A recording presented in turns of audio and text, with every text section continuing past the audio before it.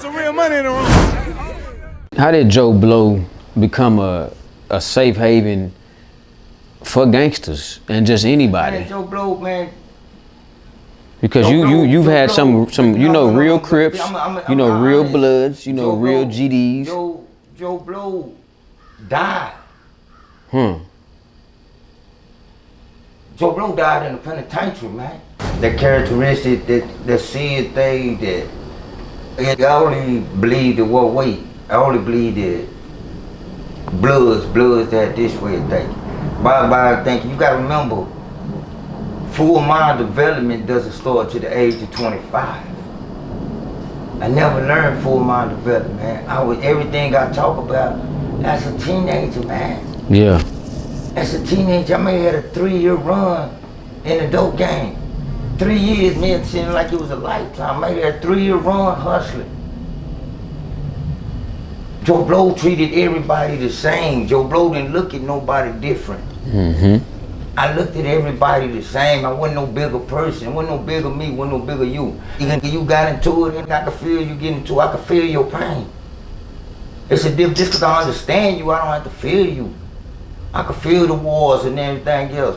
And then it just made me see life, fool. When you start wondering if you see your partners and they mama, heard about it dying and doing that and all this other shit, getting killed or mother died of an overdose, or you start seeing life once again. This my day, man, God, man. Then you got over here, he got 35. This paper said life. Life, man. See, he didn't kill nobody, and they got life for dope, man. Come on, man. You gotta remember, we ain't had no phones, with no Instagrams, with no Facebook. God, you learn the definition of love, man.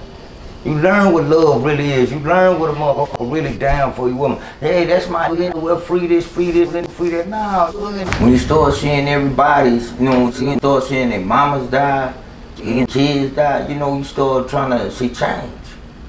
And I knew the only way, from my reading of the Bible and my reading of the Quran and my reading of everything, everybody search for a higher power, a higher being, a higher this and that.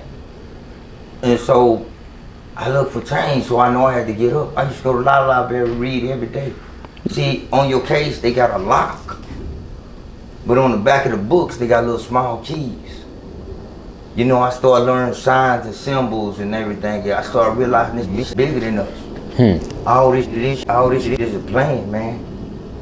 It's like you put your shoe down there.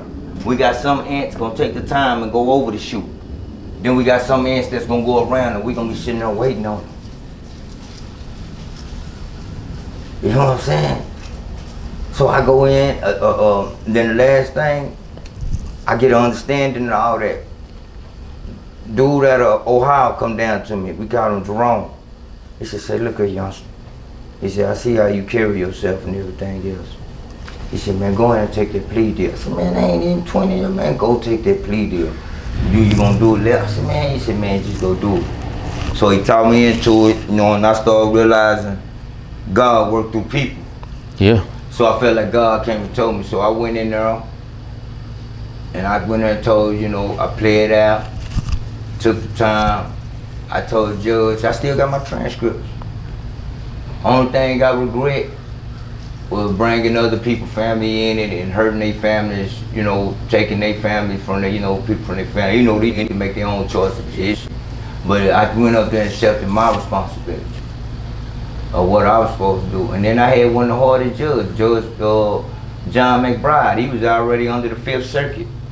That's the old one calling me now. You want to click him in? Huh? Oh, okay.